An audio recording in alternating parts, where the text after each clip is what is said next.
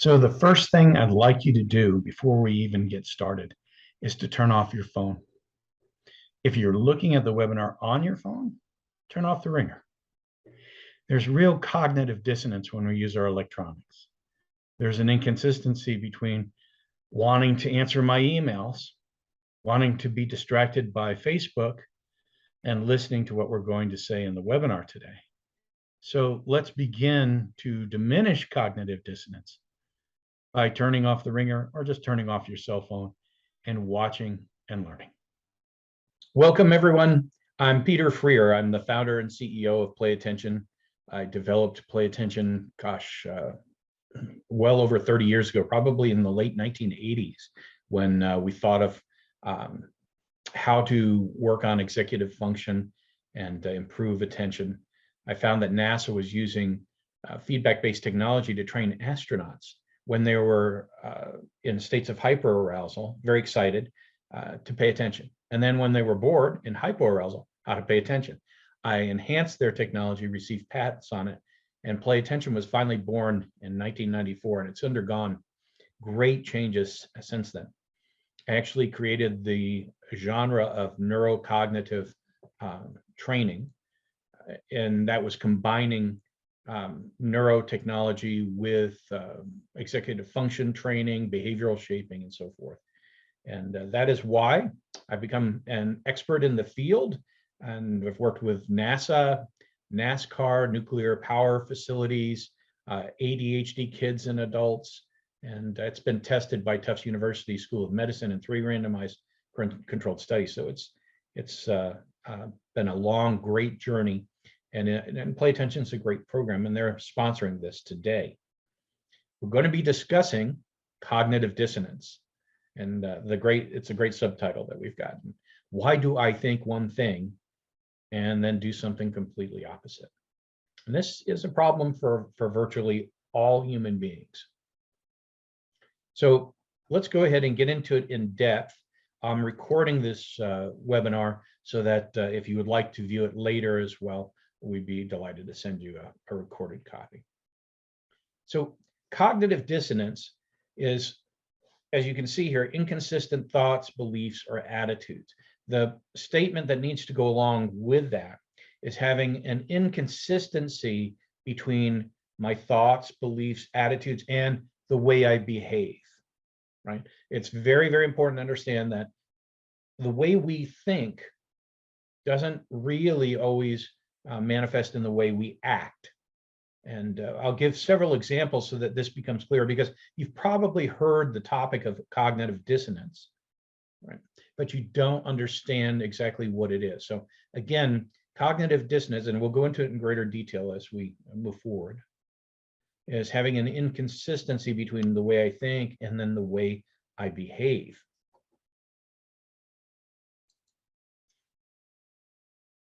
So a good example of cognitive dissonance you may have experienced personally or with your child, and that is cheating on an exam. We know that cheating really serves no purpose as far as our education is concerned, but we do it anyway because I have to get that score. So there is a real disconnect, inconsistency between what I know about my moral integrity and then the fact that I am under pressure to pass this test. Your child feels the same way. This is a very good example of cognitive dissonance. So where do you find cognitive dissonance in your life? And I put up 3 really good examples here, although there are many others. But these represent places where we often find ourselves with extreme cognitive dissonance.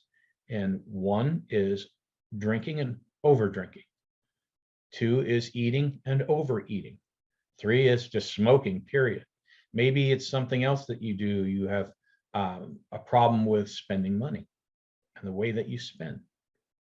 So these are all instances where we often find cognitive dissonance. And I will use the concept of, or the act of smoking consistently throughout this, so we can touch on this. Just as a show of hands, Who here now, after describing it and hearing what cognitive dissonance is, who here actually has experienced cognitive dissonance? Just a show of hands. Wow, that list is growing really quickly. Keep going. Be brave. Yeah, that's virtually all of us here. So it's pretty remarkable because there are a lot of us here. We all experience it. It's part of being human. How we cope with it is critical in our lives for many reasons. Again, I will go into those more as we move forward here. So, as I said previously, inconsistency is really the root of cognitive dissonance. The inconsistency between the way we believe and think, our attitudes, and the way that we take action on them, our behavior. So why is it that I do one thing and think another, or think one thing and do another? Either way, it's the same thing. If there is an inconsistency between them, and that causes problems. And I think it's really important that we understand, how this actually happens. So there are three primary, and I think I may have overjumped a slide. Let me go back. There's one. Good. There, in this case, we have inconsistency equaling trouble. Now, why? Let's first discuss why cognitive dissonance, the inconsistency between our thoughts and our actions, causes trouble. Why does it spell trouble for us? Well, we have to understand the way the brain functions first to understand why it's troubling for most of us. The reason that perhaps that you're attending today is because you feel troubled by something. You stay up at night, you fret, you have anxiety, and so forth. Basically because things are not occurring the way that you think about them. So let's discuss this a little bit about why we are troubled.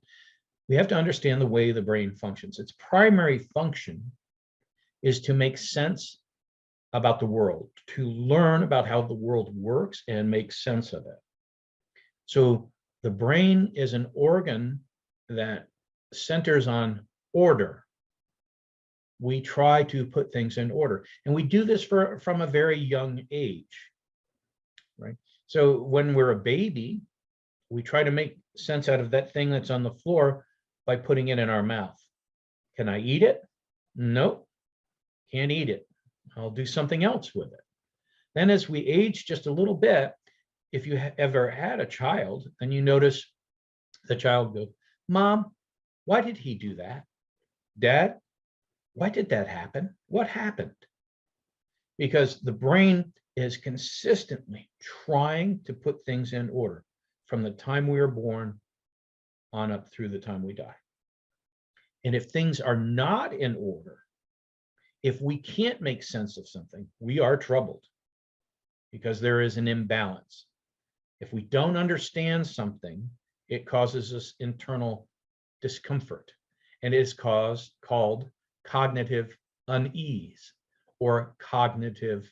There's another way of thinking about it being cognitive unease, and then we also call it cognitive discomfort, right? So it actually can manifest in several different ways, and this is very, very important.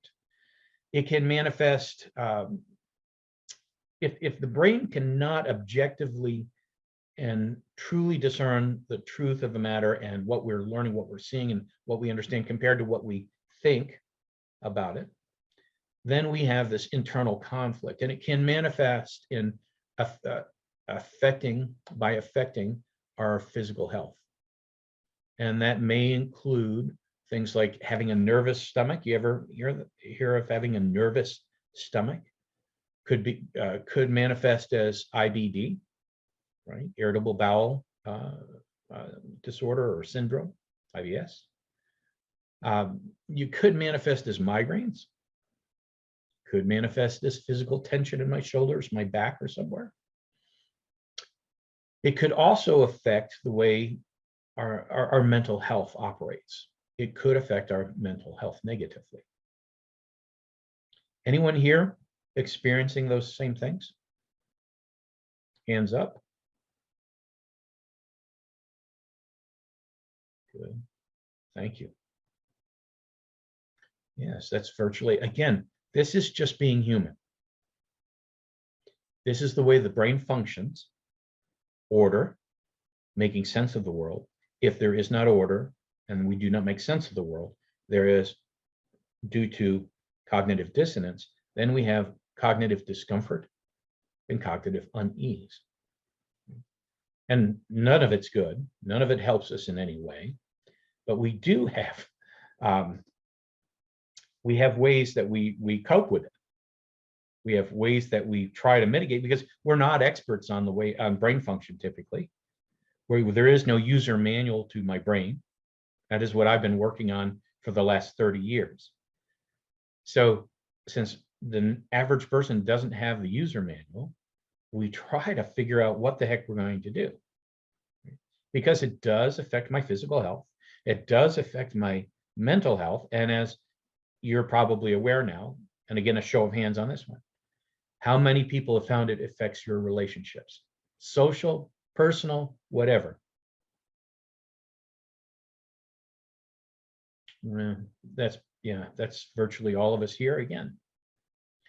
And this is true because it's part of being human. But we don't want to stay in a state of cognitive dissonance, because we know of the negative effects, the trouble that it causes. So this is really very important that we discuss what we typically do. So sometimes we just go, I don't care. And we'll use smoking as an example. I smoke, right? I don't personally smoke, but if I do smoke and I keep going and people say, it's going to kill you. You go, cigarettes are going to kill me. Hey, something, I'm going to get hit by a bus. I don't care. So I'm going to die someday. Anyway, so I'm just going to keep smoking. It's apathy. Just don't care. So do they still have cognitive dissonance internally? And the answer is yes. My sister actually tells me things like that, because she is a prolific smoker. And I speak to you about this personally because both of my grandfathers died of throat and lung cancer. Both were pipe smokers, cigar smokers, cigarette smokers. My mom smoked for 32 years, quit overnight. Here's where it gets interesting. And I'll talk about this later, because we can change. She's a primary example. She came to an epiphany, an ultimate realization that this was going to kill her. It was going to do her harm. So she quit instantly, overnight, just stopped, cold turkey. 32 years of smoking. Now, you don't see that very often. Mom was a remarkable person. In this case, she confronted it head on and was able to make the change. She still had to have a portion of her lung removed from a spot that had developed on her lung years later. But she survived till she was 90, 91 years old. So apathy doesn't work. We still have cognitive dissonance, but we try to mitigate it. We try to reduce the severity of it by saying, I just don't care. Even though we know that we really do care, we just keep saying, I just don't care. The next way that we cope with it is rationalization. In rationalization, as this fellow's thinking, what do I do? Let's say about smoking. Well, I know that it's highly unhealthy. As he thinks to himself, he starts adding thoughts to his thoughts. He already knows it's unhealthy, and that's why he's worried about it. That's why there is cognitive dissonance. But he starts adding thoughts to his thoughts. He says, let's see, it's highly unhealthy. They're likely going to kill me, but let's see. You know what? I do healthy things. Even though I know cigarette smoking's unhealthy, I do healthy things. So it's not gonna affect me much. I eat vegetables and fruits. I exercise. I take walks. Um, and I know people in their 80s that are smoking still. So these are all ways that we add thought to our inconsistent thought. We just add layer on top of it. And that's called rationalization. So we try to talk ourselves out of the cognitive discomfort and cognitive unease that seems to pervade in our lives, right? So does it work? Well, if it worked, you probably would not be here. It doesn't work. It mitigates somewhat, and we hide from it. We basically, it's a hiding avoidance maneuver by the brain, because the brain's trying to help you. Your brain is trying to help you resolve this issue. But we use rationalization. We add thoughts to our thoughts. Now, I had a friend, his name was Dick, and a great guy, scientist, great fellow. And I would have these conversations with him because he was a prolific smoker. And I would say, Dick, the statistics on this. It's lethal. It's a contract with death to smoke. You know this. He goes, oh, doctors don't know what they're talking about. My father was 93 and still smoking. I said, it's different for everyone. Dick, he used an exception to the rule. It's different for everyone. Well, no, I'm healthy. I go on trips. I walk. I'm still very active, and I don't think it's going to affect me. So there's the rationalization. He also used another tactic to help mitigate the cognitive discomfort and cognitive unease that comes with cognitive dissonance. And that is trivialization. It's not so bad. Again, I add phrases, I add thoughts to my thoughts of the inconsistency, the cognitive dissonance, and I add more thoughts to them to trivialize it. And these thoughts basically don't hide me away from it. They just make the danger of it look less severe, right? So as these two are consulting each other, he's probably telling her, I don't think it's going to affect me at all. Dick used to tell me that. He'd say, it's not going to hurt me. I know better. It's no big deal. What the heck? I'm going to die sooner or later. Yeah, just let me go. And of course, you have a loved one, and here's how it affects your relationships. You have a loved one that wants to keep you around. They want to have you with them. And you're saying, I don't care. So this can cause a huge conflict in a marriage, in any type of intimate relationship, even with your, in a personal sense, with your siblings or your relatives in general. So trivialization is another way that we tend to avoid confronting cognitive dissonance. Does it work? Again, if it did work, you would not be here because you're probably trying it. How many people have tried rationalization, either apathy, rationalization, or trivialization? How many people here do that? Hands up. Thank you for being so honest. You've tried one of the three, maybe tried all three. Thank you. That's quite interesting. That's, again, a majority of us. So Dick tried all of those things. And Dick, soon, after we started discussing it, he had 2 detached retinas. The doctors told him it was because of his smoking. Did that deter him? No. Nothing deterred him. He kept smoking all the way to his death from cancer and COPD.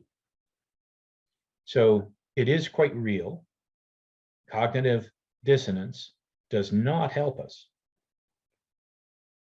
cognitive unease, cognitive discomfort that come from it have lasting effects, as well as the negative possibilities to the habits that we have.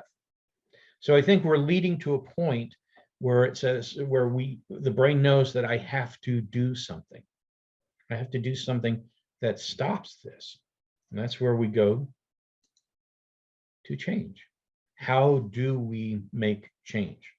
How and can we? Can we make change? The answer, as I demonstrated with my mother's example, after 32 years of smoking, having this epiphany, this absolute awareness that this was dangerous, that other people, in her genetic lineage had perished from it. So it became incredibly clear to her. So clarity is the exact opposite of cognitive dissonance. Clarity is the exact opposite of cognitive dissonance. She was able to change overnight. You don't find that very often with a habit as difficult to quit as smoking. So the question is, how do I make this change? That's what leads us to our next slide, right? The only way to make a really significant change is to alter the behavior to the reality of, and your thought pattern has to obviously change for that. There has to be an epiphany to you as well in order to change the behavior. So the epiphany tends to get us to stop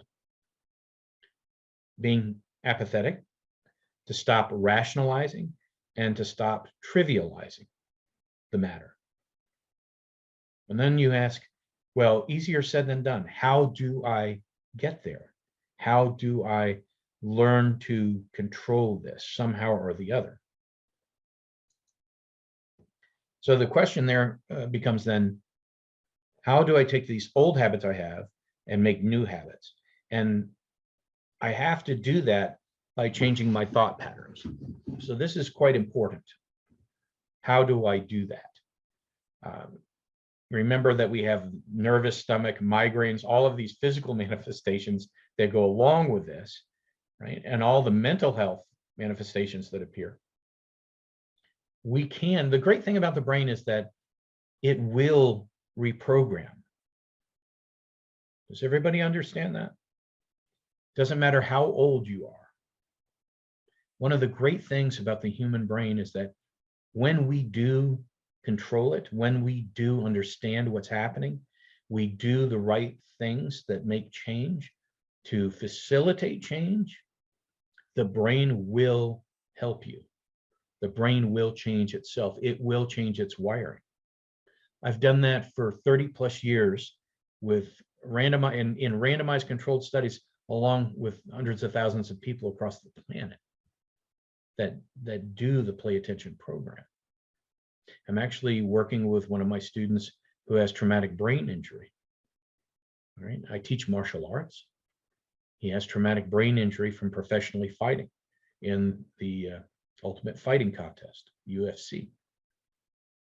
I'm helping him restore his brain with Play Attention. He's doing fantastically. And he was pretty significantly affected. So can it change? Yes. Will it change? Yes. But we have to make certain that there is no cognitive dissonance. So we have to look at the root cause of cognitive dissonance. We want to make certain that we understand the root cause to it, because if we don't get to the root of it, we cannot make change. So let's discuss what the root of this matter is. I wanted to bring in, by the way, when we started talking about the root of cognitive dissonance, I wanted to bring up ADHD and cognitive dissonance, because many of the people that are in the Play Attention family or have visited the Play Attention site actually have a child, or they themselves have ADHD, or they work with clients that have it. So let's talk about it this way. how many parents here, if you have an ADHD child, and this is a really good question, how many parents here have said something like this? I don't understand why you continue to do this when, number one, when you know I can't stand it. I don't understand why you continue to do this when you know I can't stand it. Well, quite a few people are raising hands. How about this one? I don't know why you continue to do this when you know it gets you in trouble. I bet you have some more that I'm not mentioning. And then when you ask that question, does your child look just like this child going, does it make sense? Because this is supreme in cognitive dissonance. With ADHD, you have a general problem in the way they think and the way they behave. And there are many things that affect it, but I do want to get into the root cause again. So the root cause is this thing called executive function. And if you are familiar with the term executive function, you'll have an understanding of how this actually operates. And this is true for all of us that experience cognitive dissonance. It is still a problem of executive function in the brain, which we can fix. So if you are unfamiliar, if you're a neophyte to the term executive function, let me describe what executive function is. If you are very familiar with it already, please bear with me. Let's say that we look at your brain like Amazon, all right? If we look at the brain as Amazon, this is going to get interesting because this is kind of a fun way to look at it. With Amazon, you have the executives who make pretty much all the decisions for the company and major planning. Right? You have Jeff Bezos at the top who's saying, hey, we need good organization and prioritizing to make things happen. We want inhibitory control. We don't want to jump at things impulsively. We want to make certain that we have a direct approach to how we're going to get these packages to people on their doorstep. How many people here, this is a great question to ask you, how many people here have said this? What did we do before Amazon? Anybody here asked, you have that conversation at home? Yeah, a lot of us have that. What did we do? These packages show up at our door. Anything that I need and I want, I get online and I order it. So there has to be great inhibitory control there so that nobody thought, because if you remember when they started delivering packages, it was all done by FedEx and sometimes the US Mail and sometimes UPS. Now you can't go anywhere without seeing Amazon trucks all over the place, right?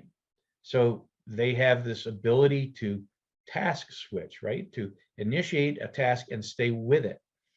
These new tasks, and they have the mental flexibility to make change. Remember when Amazon was just a bookstore? You ordered books, you ordered some music from it. And then they said, you know what? Let's change direction. There's mental flexibility. This thing's big. And they had the ability to do that. They monitor themselves internally all the time so that they can operate. If you think about an Amazon operation, the self-monitoring that takes place is just an amazing thing. There has to be good working memory. So all these people on the planet, they operate under computers, they have databases, they have to restock and have to have major stock at all these locations around the globe at this point. So this is what executive function actually is. In the brain, we have to regulate our emotions so that we can think clearly and not respond by screaming and crying. We have to have the mental flexibility so that if something changes, I don't go off the deep end. I have to have self-monitoring to make certain that I'm responding correctly. And I have to be able to initiate tasks and complete them. I have to have good organization and prioritizing in order to do my work throughout the day. I have to be non-impulsive, not suffering from instant gratification, because that doesn't lead anywhere. And I'll discuss that with you in a moment. I have to have good working memory. And all of these are regulated by my ability to pay attention to them. So attention is just one piece of the puzzle. And this is directly related to cognitive dissonance. When we have weak executive function, we have a lot more cognitive dissonance. So this is incredibly related. So one of the things that we want to discuss is that you can see what I'm talking about if you want to look it up online. I even go to YouTube and look at some videos later about cognitive dissonance and how it is affected by weak executive function. You can also, you can find it all over YouTube. Dr. Charles Barkley is one of the foremost medical doctors that actually has espoused on executive function and its great relationship, a significant relationship with ADHD. So you can also read Dr. Barkley's work as well. But there is so much. It's very difficult to cast a stone onto the internet and not come up with something on executive function. But I do want to talk to you about how this relates, executive function relates to instant gratification and cognitive dissonance. So how many people here have heard of the Marshmallow test? Raise your hand if you've heard of it. Okay, about half of us have heard of it. Less than half. Okay, so we'll talk about the Marshmallow test. The Marshmallow test actually, I think, was started at Stanford University. I may be wrong about that, but I believe so. And it was a long, long time ago. And they sat children in a room, and the tester, excuse me, the tester would come in and place a marshmallow on a plate in front of the child. And the child was told, I have to leave the room for a couple of minutes and I'll be back. But if you don't eat that marshmallow, I'm going to give you a second one. Don't eat the marshmallow. When I come back, I'll give you the second one so you can have two. And then they filmed the poor children sitting there. Some would lick the marshmallow. And again, later after we finish, if you go to YouTube and you put in marshmallow test, you'll see some of the original tests, and it's been repeated in various universities and test centers globally at this point. So you'll see the poor children there's cognitive dissonance going on, right? In the child's brain. Yeah, I want to eat that. I love marshmallows. Marshmallows taste good. Let me eat that. No, can't eat it. Can't eat it. I'll get two. And so there is a bit of cognitive dissonance for some. Some just go, no, not going to eat it because I do want to. It's that simple. It's clear. They know what, if they do this, they get this. It's clear. And others are talking. There's rationalization going on. I really want to eat this now. I don't care if I get another one later. There's apathy. I could eat this now, and I'll get one. I'll get mom to buy me a bag. There's rationalization. Right? That's not a big deal if I eat it now. There's trivialization. They're all doing it. And there's cognitive dissonance. Because the payoff is pretty darn good. I get two. But can I control that? There's the cognitive dissonance. And that, if we run back just a few slides, right? That, too far, is inhibitory control. Inhibitory control. Keeping myself from eating the marshmallow. Now, let's see what happens when we do this. The children who could delay gratification, who just were clear and did not have cognitive dissonance, were very clear about what they saw, what the reward was, they left it. That ability to delay gratification was critical for success in their life. Now, the contrary was true for those who ate the marshmallow. Those who ate the marshmallow, and these children were tracked all the way into adulthood. So those who ate the marshmallow lacked inhibitory control. They were far less successful in life. So some of the things that happened that were really significant is they had lower income. They were overall less successful in life. They had lower grades on the SAT. and at university, and often had higher rates of ADHD. They oftentimes would self-medicate. In other words, there were higher rates of drug use among certain populations as well that did not have good inhibitory control. So it greatly affected those who do not have it. It's critical. It's a part of executive function. But if we do not have strong inhibitory control, then our cognitive dissonance rules. If we have strong inhibitory control, then there is no cognitive dissonance in this case. So you can see, I hope I made it clear that there is a significant connection between executive function and cognitive dissonance. And the way to make change is to first get to the root of the cause, which is gaining control over our executive function. Right? Now, that leads to the question about how the heck do I do that? Right? The next question in a linear sense should be, logically, should be, well, what are my cognitive skills that I'm weak in that cause cognitive dissonance for me or my child or my clients if I'm a professional viewing here? What are they? What do I need to know and how do I improve? And those are significant questions to ask. We do have assessments that help you with this. There are assessments. Now, assessments are essentially, this kind of answers everything right here. It tells you that they are tools. And these assessments, one is called the brief, which is an index of executive function. So it maps out your personal strengths and executive functions and your personal weaknesses in executive function. And it also will tell us about the severity of those weaknesses. We also have an assessment tool called Focus. Focus is a norm-based reference of an attention value. So basically, we look at your attention overall to during distracting times, during quiet times, and we're able to see where you fall along a continuum with your peers, people your age or within an age bracket.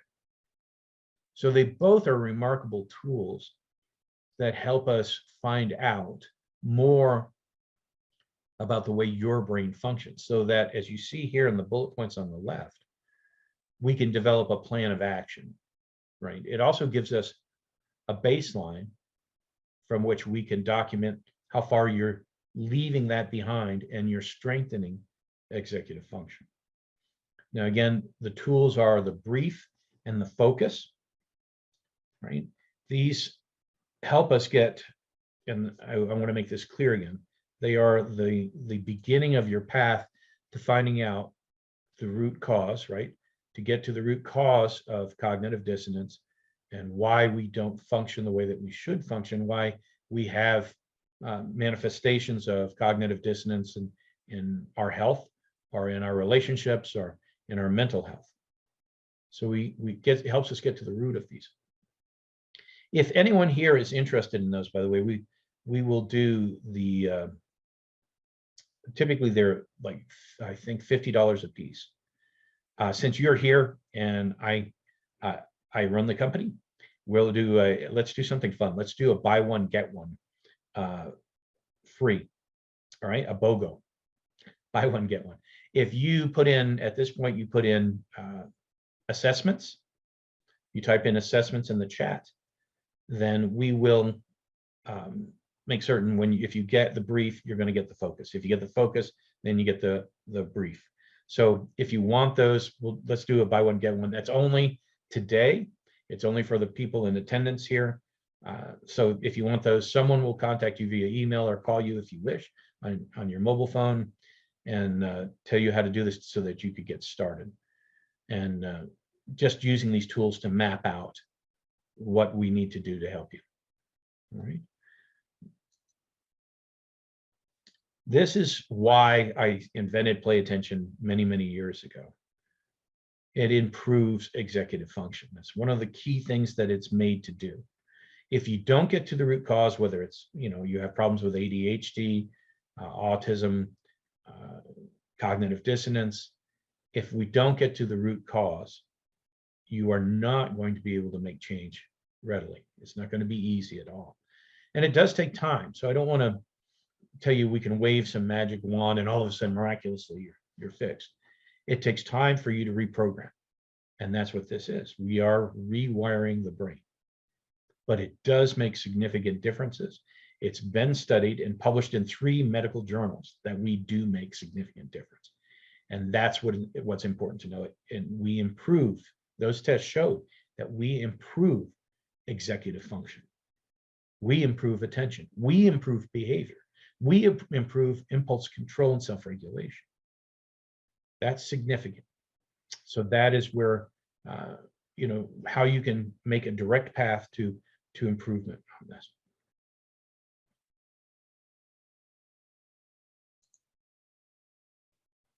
One of the tools that is in the Play Attention toolbox is the armband right here.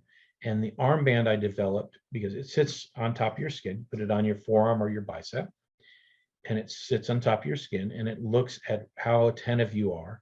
And then we give you a series of cognitive skill exercises that support. They're totally foundational to improved executive function so that you can make significant change. And these are critical, they're the critical catalysts for change in strengthening executive function. That's Play Attention. You can see in this next slide, a little fellow who's got it on his arm. It's underneath, the sensors are at the bottom underneath his shirt and touching his bicep. And he's controlling games on the computer screen by the power of his mind alone. Anyone here watch Stranger Things? It's a great show. I think it's on Netflix. Had a really wide following, and you see the kids are able to use kind of telekinesis and superpowers and that kind of thing. And that Play Attention is very much like that, because when you wear the armband, you're actually moving objects on the screen by mind alone, by your ability to concentrate and be engaged to that activity. And the activity that you're in increases executive function. So you got to see the chain of how we do this. This is what we work in, we address in Play Attention, because these are all the skills that are necessary to improve executive function. And notice there are some really granular ones here. And by granular, I mean out of the ordinary, very specialized skills, social skills, right? So I learned to understand social cues, and I learned how to keep friends, how to make friends and keep friends. I learned mindfulness, how to be in the moment, how to stay engaged. I learned task completion, right? All of this is embedded with a behavior shaping module so that we align the way we think and the way we perform with, the two things come together. There is no cognitive dissonance between the two. The way we think, the way we act are one and the same. This is very, very important to understand.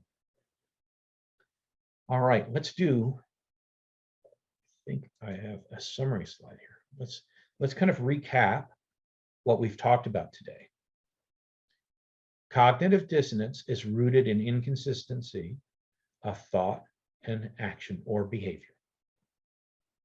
There are 3 primary coping methods we use, because remember, our brain is founded on order and understanding, order to help us understand the world.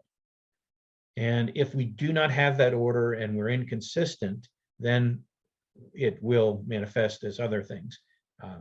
But the 3 primary coping methods we use, which are typically the worst, but we use them because the brain is trying to help us, but we just don't have the user's manual to know how to do this. We use apathy, where I just don't care. I say it, at least I say it, even though I do. There's the dissonance. I do care, but I say I don't care. I will rationalize it. I add thoughts that basically say, yeah, I'm healthy. I take walks. Smoking's not going to kill me. So I rationalize. Then I trivialize. It's not that bad. I'm healthy. I'm going to die sometime. I'll trivialize. So I trivialize it. They don't work.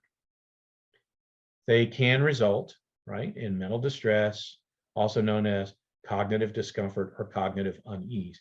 And those can manifest as both physical and mental health health problems that affect our relationships and many other things in our life. We know that to remove cognitive discomfort, we must align one's thought to one's behavior.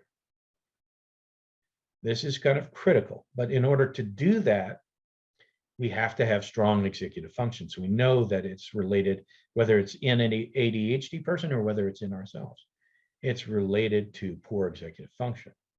So strong executive function enables us to overcome cognitive dissonance. This is kind of summarizes what we've talked about today. So obviously, I've mentioned before, play attention improves cognitive or executive function. And I do want to mention this as we wrap here.